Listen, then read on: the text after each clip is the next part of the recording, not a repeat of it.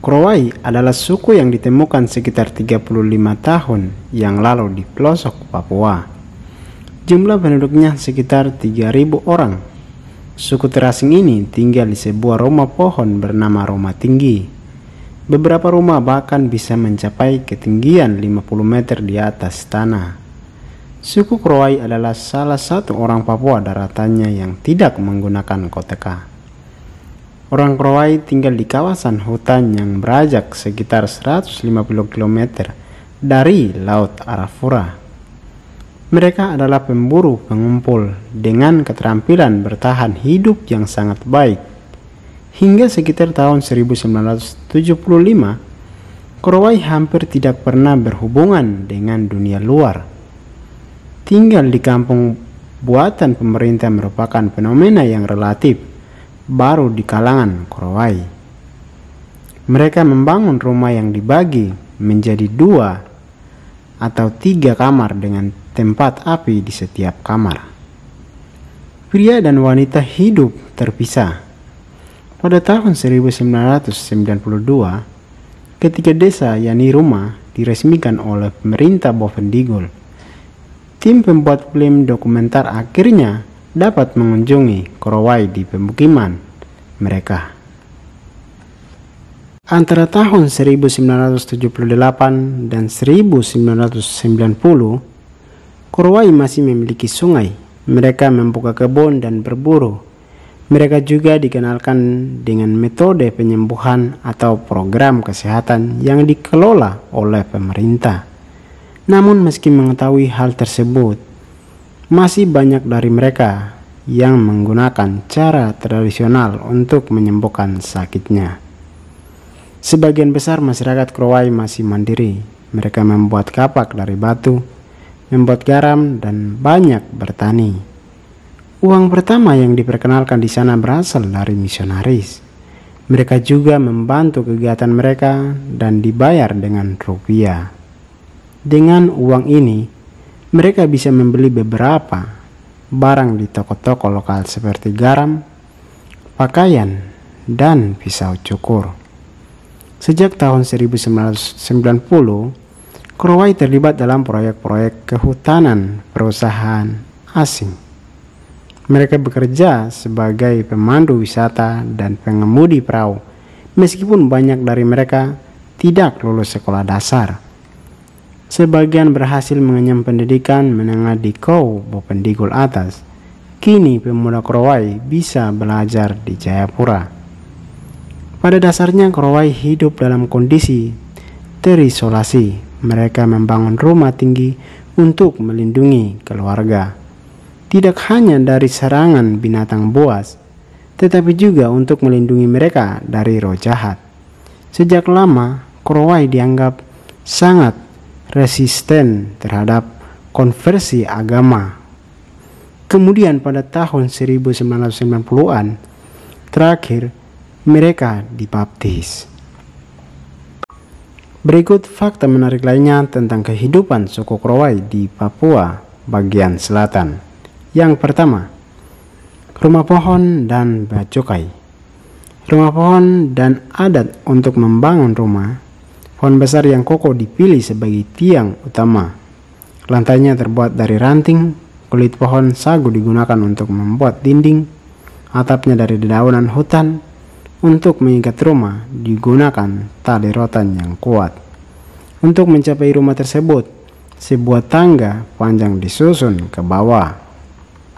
Sebelum menyelesaikan rumah, mereka akan melakukan ritual malam untuk mengusir roh jahat. Setiap keluarga memiliki kebun sagu. Mereka juga mengumpulkan sayuran hijau dan buah-buahan yang semuanya tumbuh di hutan. Babi dan anjing adalah satu-satunya hewan peliharaan. Babi memiliki nilai sosial dan hanya dibunuh saat ritual dan pada acara-acara khusus. Anjing digunakan untuk berburu, untuk memancing mereka menggunakan busur dan anak panah. Di masa lalu, buaya juga ditangkap untuk dikonsumsi. Korowai sangat memperhatikan adat istiadat mereka. Mereka tahu pesta sagu. Ritual ini dilakukan setiap kali ada kelahiran, pernikahan, dan kematian. Pada momen-momen tersebut, barang-barang bernilai sosial seperti babi, gigi anjing, dan kulit kerang disajikan kepada kelompok-kelompok yang mengadakan ritual. Grup menerima item dan harus meneruskannya untuk party berikutnya. Ketika seseorang meninggal, hak atas tanah diberikan kepada keturunannya. Demikian pula seorang laki-laki mewarisi ipar perempuan ketika saudara laki-lakinya meninggal, karena laki-laki harus membayar mahar. Pria menikah relatif terlambat pada usia 20 tahun atau lebih. Sebaliknya, para wanita menikah setelah dewasa. Setiap rumah tangga terdiri dari kepala keluarga, seorang istri atau lebih, dan anak-anak yang belum menikah. Jika ayah meninggal, ibu dan anak yang belum menikah akan menjadi milik keluarga ayah. Dalam keluarga, orang tua mengajari anak-anak mereka semua aturan dan tabu. Seorang gadis muda akan secara aktif terlibat dalam semua peran ketika dinilai cukup umur. Setelah menikah, anak perempuan dianggap sebagai wanita dewasa, sedangkan anak laki-laki belajar berburu dan membuat rumah sejak usia 15 tahun. Selama periode ini, anak-anak juga diajari pengetahuan khusus, asal-usul kehidupan, serta cara bertahan hidup. Keluarga Korowai sangat sadar akan hal baik dan buruk. Mereka juga tahu tentang keseimbangan alam, kesehatan, dan pengetahuan tentang dunia. Korowai percaya bahwa alam semesta dipenuhi dengan makhluk spiritual yang berbahaya. Roh leluhur memainkan peran khusus. Beberapa wanita tua yang dikatakan memiliki pengetahuan spiritualitas dianggap sebagai figur. Mereka juga percaya seorang bisa berubah menjadi binatang. Mereka juga percaya arwah yang meninggal akan berkeliaran di sekitar rumah pohon selama beberapa waktu. Fakta yang kedua, konflik. Apa yang perlu Anda ketahui tentang adat istiadat orang Korowai dulu? Konflik antara kelompok disebabkan oleh perzinaan, pencurian, pembunuhan, dan masalah yang disebabkan oleh praktik ilmu jahat. Ritual kanibalisme berlangsung sebagai bentuk pembalasan dan hukum bagi dukun jahat. Setelah dibunuh, bagian tubuh seseorang akan dibagi antara klan dan kemudian dimakan. Pada tahun 2006, sebuah acara televisi memfilmkan 60 menit pembunuhan seseorang di komunitas Korowai yang dihukum karena menjadi kakhua atau penyihir. Dia disiksa, dieksekusi, dan dimakan. Dalam prosesnya, ibu hamil dan anak-anak tidak dilibatkan sebagai kanibal. Apapun yang terjadi, pembunuhan seorang anggota klan biasanya menuntut balas dendam. Hubungan antara kelompok seringkali didominasi saling bermusuhan dalam waktu yang lama. Pernikahan juga merupakan sumber konflik.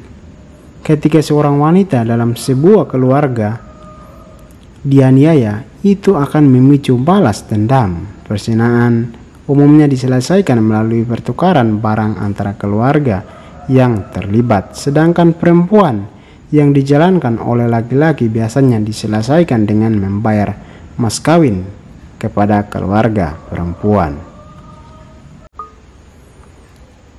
Fakta yang ketiga, dieksploitasi. Pada tahun 90-an, orang luar mulai mengeksploitasikan kawasan Korowai untuk mencari gaharu. Pada tahun 1997, 1 kilo gaharu dikumpulkan oleh masyarakat dan dijual ke pedagang sekitar RP 4.000. Saat gaharu dijual ke pasar Eropa dan Timur Tengah, harganya melonjak menjadi $1.000 per kilogram. Gaharu diduga memicu perdagangan yang cepat dan mengarah pada prostitusi di hutan. Akibat dari kemajuan mulai meningkat, perdagangan memudar pada tahun 1999. Beberapa film dokumenter telah dibuat tentang suku Korowai.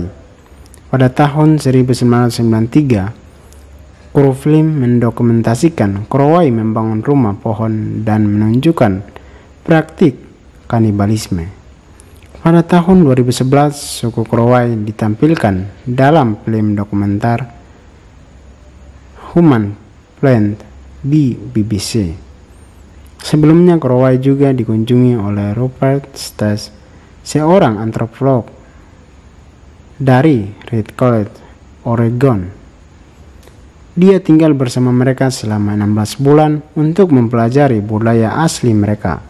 Hasilnya telah dipublikasikan di Oceania Journal. Para peneliti menilai masyarakat Korowai cukup cerdas karena mampu membangun konsep permukiman di kawasan yang sebenarnya sulit untuk ditinggali.